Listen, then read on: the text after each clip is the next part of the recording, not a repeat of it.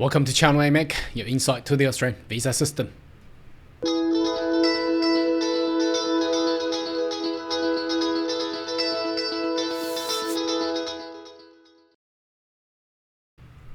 Good day everyone, my name is Carl Young, your online YouTube visa consultant. Are you interested about migrating to Australia? Why don't you consider to subscribe to my channel and turn on the bell on the side, so once we have all the updates and news, you'll be the first one getting all the insight. Alright, so finally, the government of Australia, the Department of Home Affairs has announced what they're going to do with the temporary graduate visa 485 for July 1st and onwards. So let's jump in there and have a look. And of course, as you have clicked on the thumbnail, the government has softened its stance on the hard stance that they want to push everybody down from 35 years of age. Now they have softened a little bit. Let's just have a look at the news that we have just received. I think it actually came out yesterday. So anyhow, you may want to search on this web page published by the Department of Home Affairs with the visas title reading changes to the temporary graduate visa program. That's the 485 visa. That is for every international student, who graduated and they are available to apply for work visa to remain in Australia. Despite they are cutting the extension of 2 years, but they are keeping some of the good stance and also good stuff for the Master by Research and PhD students. So your words has been heard, and that's exactly what I have proposed probably 6 months ago when we had when we noticed about the they wanted to decrease the age limit from 50 down to 35. So I was probably the one of the first specialists that pointed out, what about the researching people, if you wanted to go back to my videos back then, because normally a lot of researchers, they could be easily above the age of 35 years. Anyway, let's have a look. So what they're going to propose on the July 1st.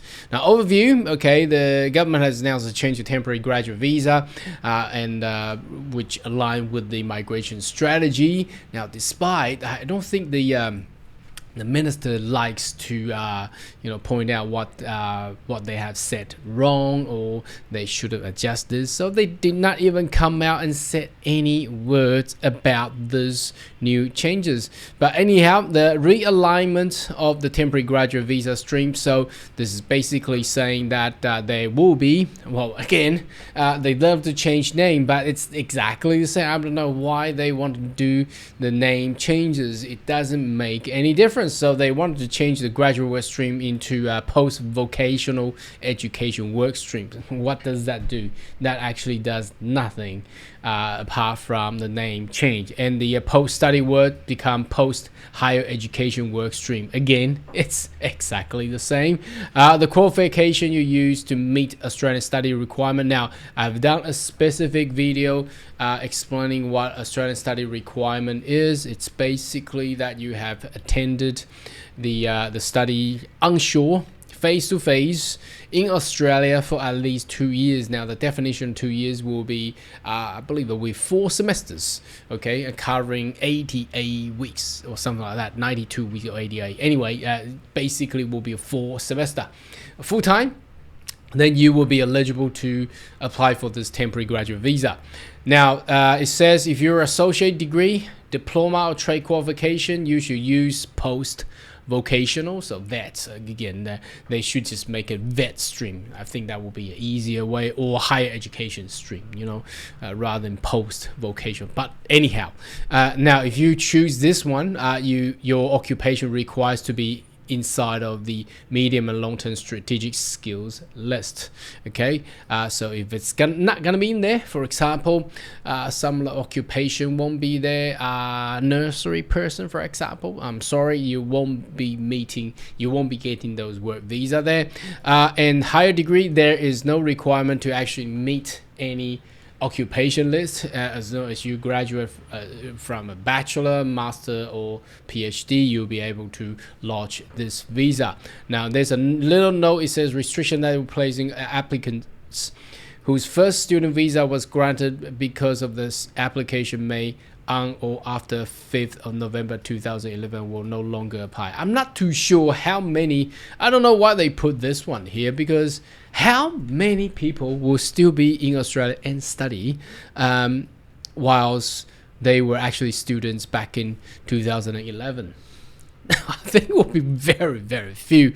And well, probably PhD student. Yes, probably they have studied in Australia previously, and they work and they return 10 years later, probably. Anyhow, okay. Post vocational education, a former graduate work stream. The maximum eligible age for this visa will be 35, reduced to 35 years of age or under. Okay, so that sounds to me 35 years of age is also included too, because he said 35 years of age or under. So that basic, if we're looking into a legal logic, that includes the years of 35. So that means below 36. Okay, but if you're a passport holder of Hong Kong or British national overseas passport, you'll be eligible under the age of 50, under 50 years of age. Okay, so again, you can read this as different. Under 50, that means you got to be 49. You cannot pass 50, but reduced to 35 years of age or under, that's a little bit of different from a legal perspective. But anyhow, we still need to check the actual legislation and the regulation, because who knows, government changes all the time. Applicant may continue to stay for only 18 months. Unfortunately, for the Hong Kong BNO passport holder, they get 5 years. Of course, they access to the Hong Kong stream. Now, the post higher education work, the only differences here is that everything remains the same for 35 years of age or under, but if you're studying master by research or the PhD graduate or Hong Kong or British national overseas passport holders, you'll be eligible of the under 50 years of age. So that is the differences. So what the government has softened, have relaxed, is again on the part of the researchers. So researchers or master degree or PhD, you'll be eligible anywhere under age of 50. So that is the good part about it. Okay, now let's go back there. The selected degree 2-year extension will cease. Unfortunately, they only went for a year. I'm not too sure why they do that. Well, because of, as you know, if you follow my channel long enough, the housing crisis. Anyway, they supposedly, again, the government should focus on incentivize developer and builder to build more houses rather than restricting migrants or international students. Anyway, that's the decision of the government. We cannot do anything. Staying period, so bachelor and master, you get 2 years of the 485 visa. If you study research or PhD, you get up to 3 years. That's a little bit of reduced for the PhD, because I recall PhD used to have 4 years of work visa after they graduate. And for the Hong Kong and British national overseas, you get 5 years. For the Indians nationals, if they study bachelor, including honors degree, they get 2 years. If they study, if they graduate as a bachelor degree first class honors in the STEM, including ICT, they get 3 years. Master coursework, and extended research, they get 3 years. So they get a little bit of incentive, but not too much. But they get PhD for 4 years. So that's basically second post higher education stream. The second post will remain renamed. Can they rename again? The second post higher education work stream. There is no other changes to this stream, so only the name changes. So the good thing about this announcement is that for the researchers, that's including master by research and also PhD student, you can be under the age of 50.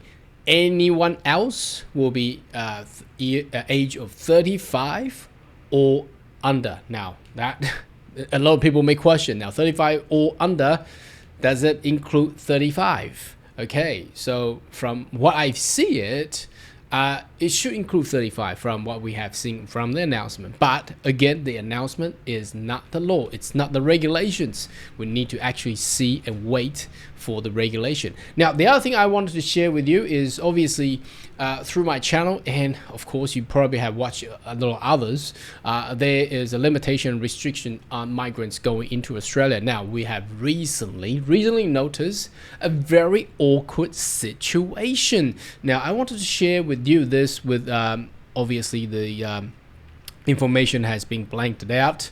It's a subclass 858 visa which has received a notification of invalid applications. Now, invalid application is not a rejection or refusals. It's basically saying the application is invalid. You need to re-lodge again, reapply again. Now, this was actually lodged back in January and waited almost half year, 6 months. Well, obviously we have received an acknowledgement letter, but 6 months later they're telling us that the application is invalid. Now, if it's invalid, why did you give us the acknowledgement letter? That is the question mark. Now, the reason of invalidation is this. Okay, I'm not too sure if you can read this. I'm right up here. Okay, it says, maybe I can magnify that a little bit more. Okay, it says, you lodged this visa application on the 25th of January 2024. Now, key here, the assistance with this form section of the form 1000, including your application at the time of lodgement, is incomplete. Now, what does that mean? That remember, every form, the paper form that you trying to complete for the any application, at the very last page or somewhere there, they will ask you about whether you have been assisted by anyone. Now, this form was completed by state government, so obviously I won't. They complete the form. We took the form and we lodged the form. Okay, no amendment at all from our side. Of course, the government of the state government won't require any assistance. If they do, well, probably internally, but they do not need external assistance. So they basically did not tick the no tick. Okay, there's a yes or no, right? You either tick yes and telling the department who has assisted the form, or you tick no. They basically did not tick anything. Okay, and that caused the invalidation of the visa application. Now, that's to me, that's nonsense. But I can see it's actual way for the immigration to actually delay applications, because obviously you're required to reapply, relodge the visa application. That's a delay. Obviously they will refund you the money, so no loss incurred, but I can see them utilizing this way to actually delay the application. Why do they do that? Because they need to what? Restrict all the migrants numbers down. Remember, we're talking about the net overseas migrations. They need to push that all the way down to 260,000 for 2024 and 25. Is this one of the way or strategy the Department of Immigration is doing it intentionally?